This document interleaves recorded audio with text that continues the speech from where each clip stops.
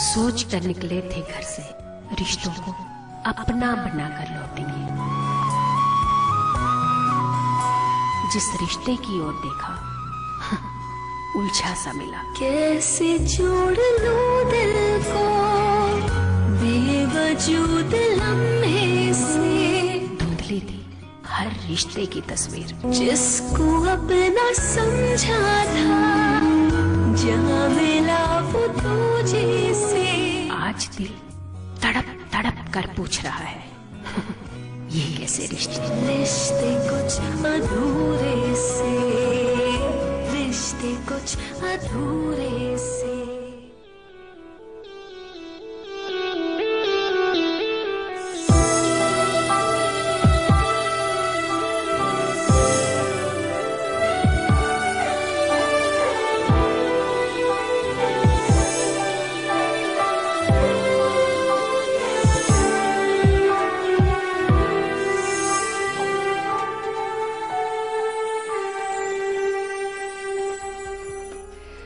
नमस्कार, स्वागत है आप सभी का कल, आज और कल की खास पेशकश ये कैसे रिश्ते में। आपके साथ मैं हूं कंचन शर्मा। श्री राधे मित्रों, आपके साथ मैं हूं आचार्य संतोष। जी हाँ, जैसे कि हमने आपसे कहा था कि हम अपने एक सीरीज लेकर आ रहे हैं, तो जी हाँ, सीरीज लेकर आ गए हैं। ये कैसे रिश्ते, आज से हमारी ये सीरीज शुरू हो रही है और आज हम आपको बताने वाले हैं रिश्तों को लेकर अगर हम बात करें तो रिश्ते यानी कि हमारे अपने जो हमारे होते हैं, जिनसे हम बहुत प्यार करते हैं, वो रिश्ते कहीं ना कहीं अगर कमजोर पड़ रहे हैं तो उनको मजबूत करने के लिए, रिश्ते में एक मिठास लेकर आने के लिए हमारी ये सीरीज आई है। और आज इस सीरीज में जो क्रम शुरू हुआ है वो माता पिता के साथ शुरू कर रहे हैं। जी हाँ, आज हम आपको बताने वाले हैं, जैसे कि कहा जाता है कि धरती पर माता पिता ही भगवान का रूप होते हैं। और ऐसे में अगर आपको लगता है कि जो आपकी संतान है वो आपका ध्यान नहीं रखती है, आपसे मुंह मोड़ रही है, क्या वजह है उनकी बेरुखी की, हम आपको बारीकी से जानकारी देने वाले हैं। क्योंकि कहा जाता है कि जो हमारे कर्म होते हैं, जैसे हम कर्म करते हैं वैसा ही हम फल भोगते हैं। क्या कहेंगे आचार्य जी आप? बिल्कुल कंचन, ठीक कहा आपने। एक ऐसा रिश्ता जो वाकई रिश्ता बंधन है, कोई एक मूर्त रूप नहीं होता रिश्ते का कि ये इंसान एक खड़ा है, एक आकृति है, इस आकृति का नाम रिश्ता है, ऐसा नहीं है। रिश्ता आपके हृदय में पल रहा वो एक अनमोल भाव है जो सिर्फ महसूस किया जा सकता है। जिस पल वह भाव पैदा हो जाता है, आप एक अनजाने से बंधन में खुद को बंधा सा महसूस करते हैं। रिश्ता जिसे हम त्याग की संज्ञा दे सकते हैं। आप मां के गर्भ से जन्म लेते हुए खुद को देखते नहीं हैं, ये दिखता है? नहीं दिखता। बच्चा तो अबोध होता है उस समय, लेकिन मां के त्याग, पिता के बलिदान के कारण माता और पिता को हम महसूस करते हैं। एक भाव पैदा हो जाता है हृदय में, यह प्रकृति का एक वरदान है। जब वो भाव पैदा हो गया आपके अंदर, तो आप उस रिश्ते में बांध लिए। फिर समय ने अपना चक्र चलाया, एक समय का पहिया घूमा, दशाओं ने करवट ली, और जब दशाएं बदल गईं तो वो भाव अचानक से सूख गया। जिसको जागृत रखना चाहिए था, जिसको हमेशा ताजा रखना चाहिए था, वो भाव ही सूख गया। जब भाव सूख गया तो बेरुखी आ गई। और वही पिता जो आपके हर कदम पर आपकी छोटी छोटी खुशियों का ख्याल रखता था, उस पिता की एक एक शब्द आपको चुभने लग जाते। नतीजा अलगाव, नतीजा बिखराव। क्यों हो गया ऐसा? इस जन्म का कर्म था या प्रारब्ध का खेल था? सारी जानकारी पहुंचेगी आप तक। और याद रखिएगा, अभी आप प्रोमो में देख रहे थे, जहां कल पिता खड़े थे, आज उस दहलीज पे आप हैं। आप भी पिता बन चुके हैं। अब आपको वह चीजें याद आने लग जाएंगी और उस रिश्ते की इस कड़ी को जोड़ेगा आज का हमारा एक कार्यक्रम। और साथ ही साथ एक खास उपाय जो आपकी जिंदगी में माता पिता के भाव को पैदा करेगा। आपके अंदर वो ममता आ जाएगी कि आप माता पिता का सम्मान करेंगे और हर तरह से उनके साथ सुख दुख में खड़े रहेंगे, जैसे वो कभी आपके लिए खड़े रहते थे। जी हाँ, तो बहुत ही अहम जानकारी आज आपके लिए लेकर आए हैं हम, और रिश्तों को मजबूत करवाएंगे। खास जानकारी, खास उपाय आपको लगातार दिए जाएंगे। लेकिन हाँ, कर्मों का लेखा जोखा है। कर्म जैसे आपने किए हैं वैसा ही फल भोग रहे हैं। कहीं ऐसा तो नहीं है कि आपने भी ऐसा ही किया है अपने माता पिता के साथ, जो आज आपकी संतान आपके साथ कर रही है। बहुत सही कहा आपने कि जिस दहलीज पर आज आप खड़े हैं, उस दहलीज पर कभी आपके माता पिता थे, और आज आपको ये एहसास हो रहा है कि संतान क्यों आपके साथ ऐसा व्यवहार कर रही है, क्यों मुंह मोड़ रही है, क्यों आपको जो है वो सम्मान नहीं देती है, प्यार नहीं करती है। हर जो बारीक जानकारियां लगातार हम आपको बताएंगे, क्या वजह होती है, कारण भी बताएंगे और निवारण भी देंगे। लेकिन चलिए, उससे पहले हम बात करेंगे रक्षा कवच के बारे में। एक ऐसा कवच है जो आपकी रक्षा के लिए हर दिन आपको दिया जाता है। तो घर का प्रत्येक सदस्य, बड़ा छोटा, हर कोई लेकर चलें अपने साथ रक्षा कवच, रहेंगे आप सुरक्षित।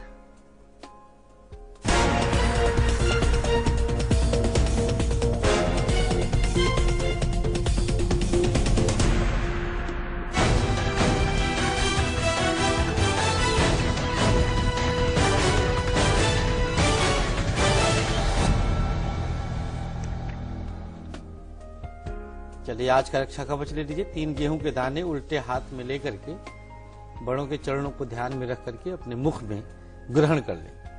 आज का है, पूरे दिन कहीं पर भी यात्रा के लिए अब आप निकल सकते हैं, सुरक्षित रहेंगे। कल के दिन के लिए गंगा जल में दूर्वा डालकर उस दूर्वा से अपने ऊपर छिड़काव कर लीजिएगा और फिर घर से अपने कदम बढ़ाइएगा। कल की यात्रा भी आपकी सुखद और सुरक्षात्मक दृष्टिकोण से शुभ रहेगी। जी हाँ, और एग्जाम को लेकर के हमेशा टेंशन बनी रहती है। अपने आप को आगे बढ़ाने की होड़ हम हर इंसान में होती है, और सफलता हासिल करने के लिए सक्सेस की आपका साथ निभा देती है। यानी कि आज के दिन या कल के दिन किसी भी तरह का कोई भी इम्तिहान है, प्रतियोगिता है, साक्षात्कार है, सफलता आप जरूर लेकर आएंगे, लेकिन लेकर चलनी है सक्सेस की।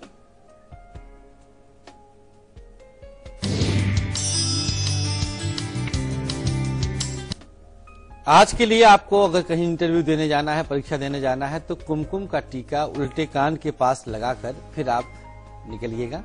ये आज के हर क्षेत्र में सफलता का परचम लहरवा देगा। कल के दिन, कल सोमवार दिन है, ह्रीं क्लीं 7 बार जपना है, छोटी अंगुली को कंठ पे रखते हुए। ऐसे ह्रीं क्लीं ऐसे 7 बार जप के और फिर घर से निकलिएगा, अगर आप कल कहीं पर भी इंटरव्यू देने के लिए जाते हैं।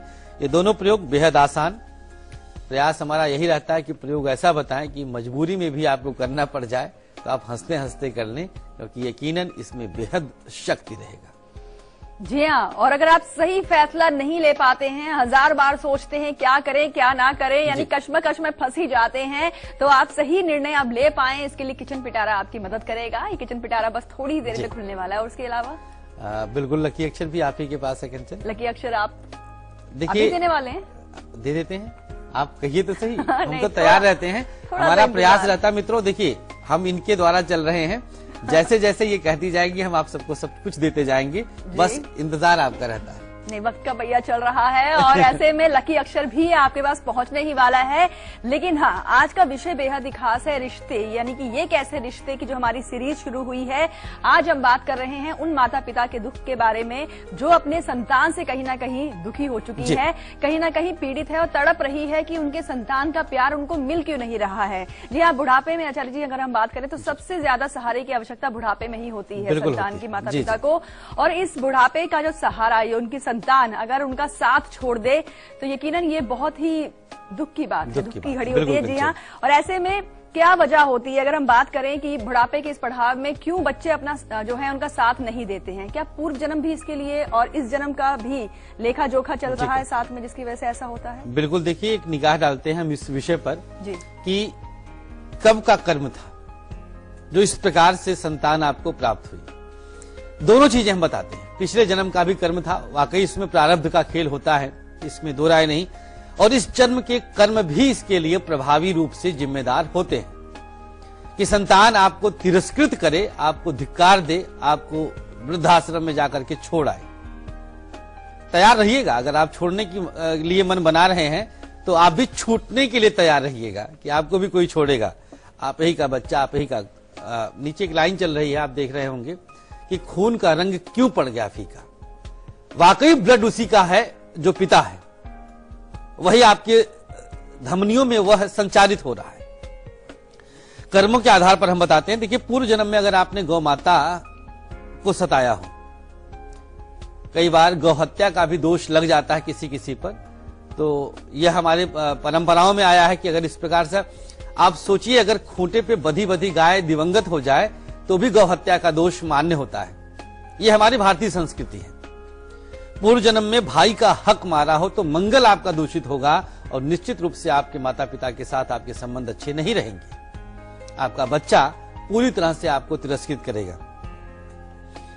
पूर्व जन्म में किसी के साथ अन्याय होता देखकर भी आप शांत रहेंगे, अर्थात अन्याय को सहना भी महादोषपूर्ण माना गया है।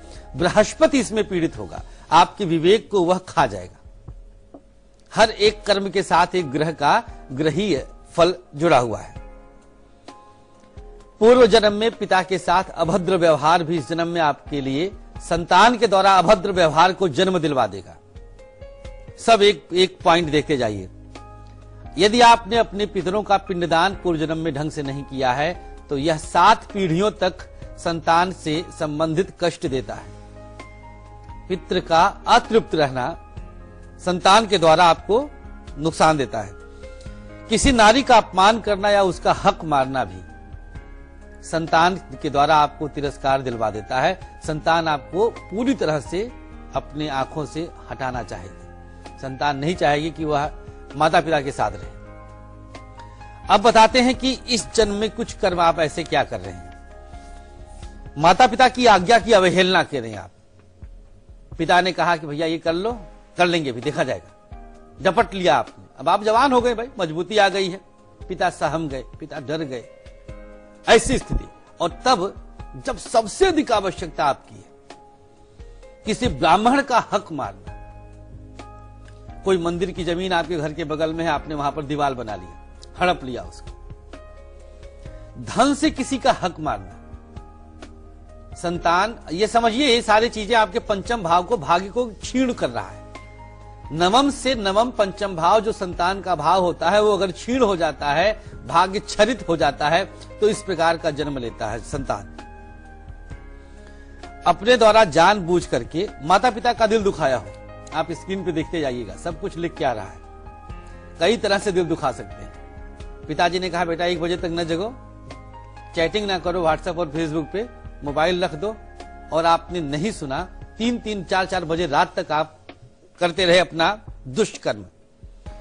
जानबूझ करके पिता की सेवा, माता पिता की सेवा आप न किए हो। जानबूझ करके पिता तड़प रहे फीवर से और आपको अपनी पार्टी की पड़ी है। आप दोस्तों के साथ जाकर के कॉकटेल पार्टी कर रहे हैं और पिता को फीवर है, जानबूझ करके, आपको पता है। ऐसी स्थिति में याद रखिएगा कि आपका किया आपके सामने आना ही आना है। कहीं कोई इसका है ही नहीं। इसकी अनजानी भूलों पर भी वह अदय दंड तो देती है। प्रकृति के लिए कहा गया कि अगर आप जानबूझ करके या अनजाने में भी कोई भूल किए हैं तो प्रकृति के पास दया नहीं है। अनजानी भूलों पर भी वह अदय दंड तो देती है, उसके पास दया है ही नहीं। दंड भोगने के लिए आप तैयार रहिएगा। माता पिता का इलाज ना करा रहे हो, पैसा आपके पास है कार खरीदने के लिए, महंगे महंगे मोबाइल लेने के लिए, पत्नी की ज्वेलरी बनाने के लिए, लेकिन माता पिता की दवा के लिए आपके पास धन ही नहीं है। धिक्कार है और थू है ऐसे संतान पर भी। माता पिता के साथ वक्त ना बिता रहे हो। आते ही अपना खाना लेकर के, डिनर लेकर के अपने बेडरूम में पहुंच गए पत्नी के साथ। पिता अकेले बैठे हैं, सूखी रोटी तोड़ रहे हैं। अब आप सोचिए ऐसी स्थिति में कैसे काम चलेगा। संभव है क्या कि आप सुखी रह पाएंगे। ये रोए से आशीर्वाद निकलता है, रोम छिद्रों से आशीर्वाद निकलता है। बाकी आशीर्वाद के लिए सिर्फ आपके कर्म जिम्मेदार है और यकीनन आपके सामने आएगा। 2 राय है ही नहीं इसमें, एक ही राय है। माता पिता के साथ ही आप जमीन जायदाद को लेकर के भी अगर उलझ जाते हो कि भैया को इतना क्यों दे रहे, अरे पिता को समझने तो दीजिए। हो सकता है आपका भाई ज्यादा धनवान आप कितना ना हो सकता है वो लखपति हो, आप करोड़पति बन गए। अब करोड़पति बन गए तो भी आप चाहते हैं, अब पिता चाहते थोड़ा सा उसको ज्यादा दे दे, तो आप उलझ गए। नहीं, बराबर दीजिए, जबरदस्ती। पिता का अपना कमाया हुआ वह संपत्ति है, जिसको चाहे जैसे चाहे पिता दे सकता है। आप उसमें बिल्कुल भी किसी भी रूप में अगर हस्तक्षेप करते हैं या उलझते हैं या कानून का दरवाजा खटखटाते हुए पिता के हृदय को आप चोटिल करते हैं, तो ये सारी स्थितियां आपके सामने आएंगी और आप दोषपूर्ण स्थिति तक पहुंचेंगे। जी हाँ, और वक्त हो गया है यहाँ पर अब एक छोटे से ब्रेक का, और आज दोपहर 2 बजे हम आपके लिए क्या खास लेकर आएंगे, देखिए झलक। लौटते हैं ब्रेक के बाद।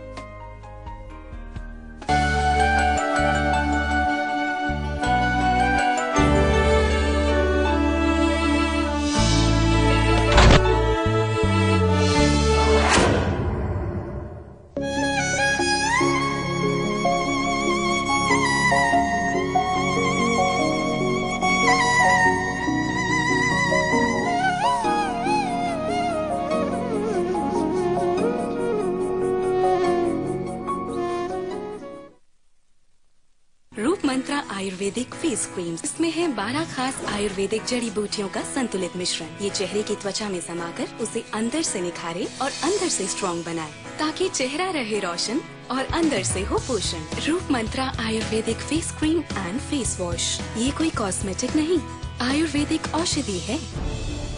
खबरों को देखने का हर किसी का अपना नजरिया होता है। मैं तो सिर्फ सवाल उठाता हूँ, आपके सवाल आपकी आवाज बनकर। लाइव इंडिया, खबर हमारी, फैसला आपका।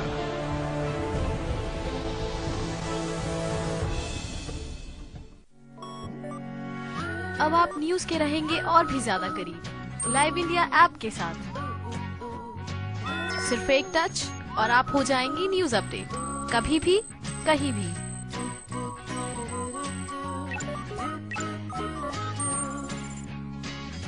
लाइव इंडिया ऐप हथेली पर दुनिया। डाउनलोड करें गूगल प्ले स्टोर और ऐप स्टोर से।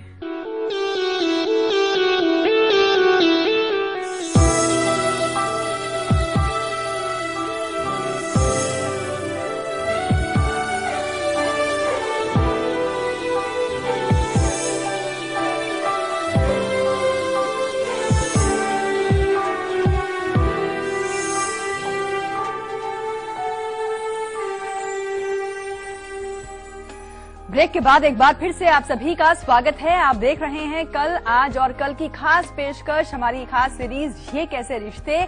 आगे बढ़ेंगे, बताएंगे, जैसे कि हमने आपको बता ही दिया है कि किन कर्मों की सजा आप भोग रहे हैं, क्यों आपकी संतान आपकी ओर ध्यान नहीं दे रही है, क्यों आपसे जो है अलग थलग रहने लग गई है। हमने आपके कर्मों के माध्यम से ये सारी जानकारी दी है, लेकिन कर्म को सुधारेंगे ताकि अपने रिश्ते को आप बचा पाएं। लेकिन उससे पहले हम बात कर लेते हैं आज के हमारे लकी कॉलर से। तो चलिए लगाते हैं इन्हें कॉल और करते हैं बात।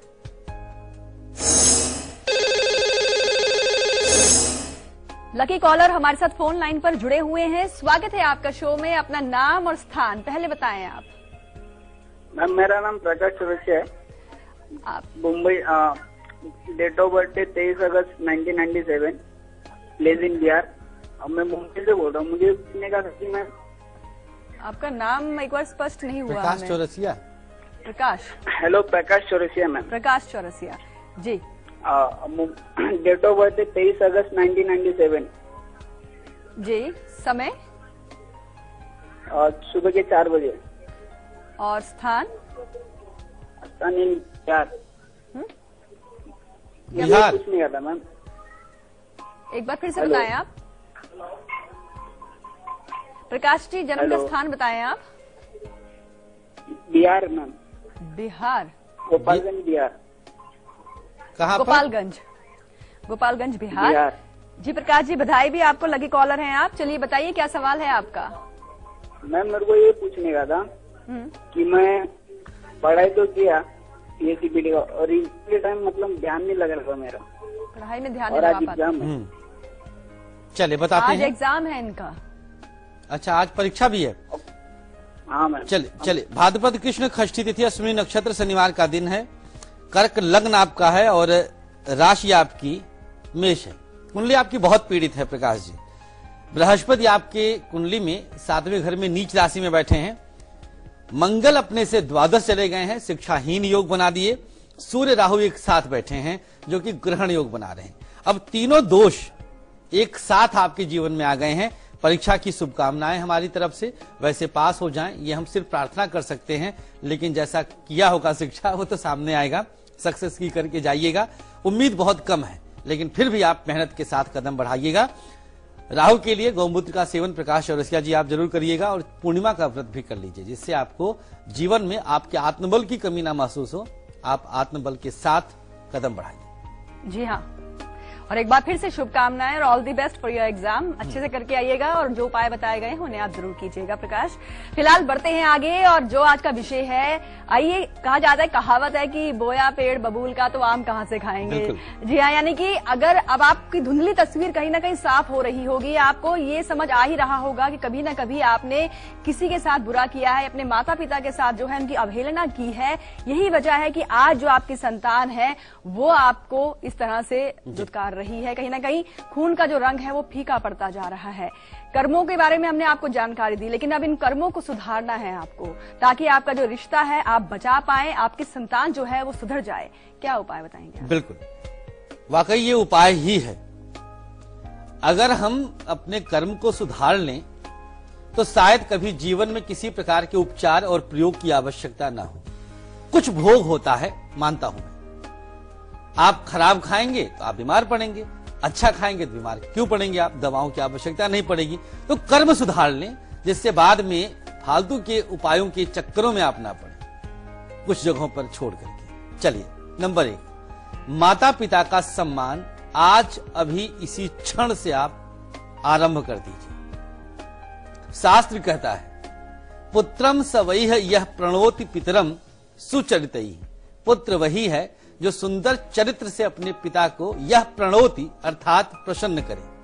अब चरित्र में भैया व्याख्या बहुत व्यापक है। चरित्र में सिर्फ एक सीमा में बांधिए मत, बहुत कुछ आ जाता है। हर रोज माता पिता के साथ कुछ वक्त जरूर बिताइए, अपनी उपलब्धता देख करके।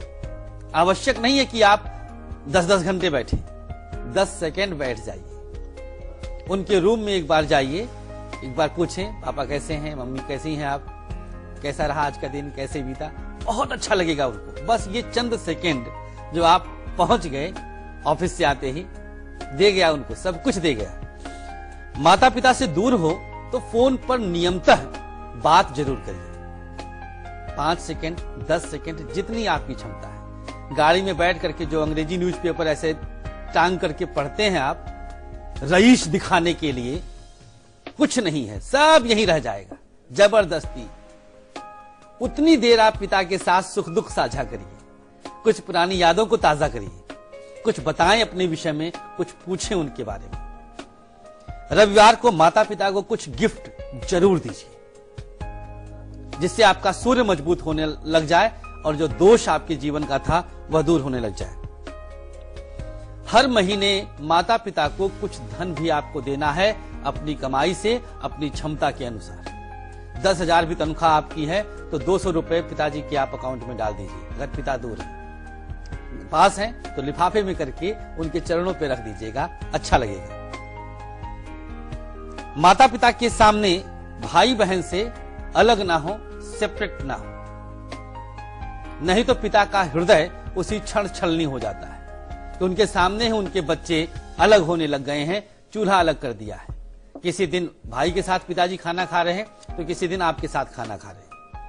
3 फ्लोर है, ग्राउंड पे माता पिता को छोड़ दिया, ऊपर अपने चले गए। तो ये सारी स्थितियां जो विघटन की है, ये आपके लिए कष्टदायक है। माता पिता को खुद से अलग ना होने दें। भले ही आपके भैया अलग कर रहे हैं, कोई कर रहा है, लेकिन आप हमारा कार्यक्रम देख रहे हैं, आप हमसे जुड़े हैं। आपके अंदर वो भाव आना चाहिए कि आप माता पिता को भगवान की संज्ञा ना देकर मान ही डालिए कि वही माता पिता है। माता पिता के साथ भोजन जरूर किया करें, भले सुबह समय नहीं है, रात में वक्त हो तो जरूर माता पिता के साथ खाना खाएं। इससे न केवल आपका भाग्य मजबूत होगा, बल्कि आपके साथ भी इसी प्रकार से आपका संतान करेगा, तब आपको बहुत अच्छा लगेगा। तो आप जिस तरह से करेंगे वैसा ही फल आपके सामने आएगा। आगे एक उपाय भी हम आपको बताने वाले हैं जो माता पिता के साथ रिश्तों को मजबूत करते हुए आपके जीवन को सुखद बनाए। जी हाँ, और चलिए अब आपको बताते हैं आज के दिन का, कल के दिन का बुरा समय यानी कि राहु काल।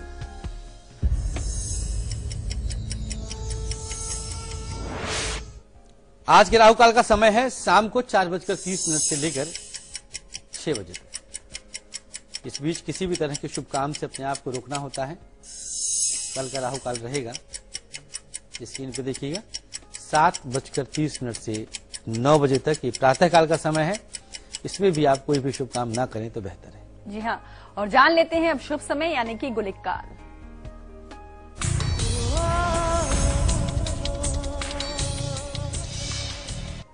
दोपहर के बाद 3 बजे से लेकर के 4:30 तक ये आज के गुलिक काल का समय है। इसमें आप हर एक शुभ काम कर सकते हैं। कल के गुलिक काल का समय रहेगा 1:30 से लेकर के दोपहर 3 बजे तक। इसमें भी आप हर एक शुभ काम कर सकते हैं। जी हाँ, और वक्त है ब्रेक का, और कल सुबह 8 बजे हम आपके लिए क्या खास लेकर आएंगे, देखिए झलक, लौटते हैं ब्रेक के बाद।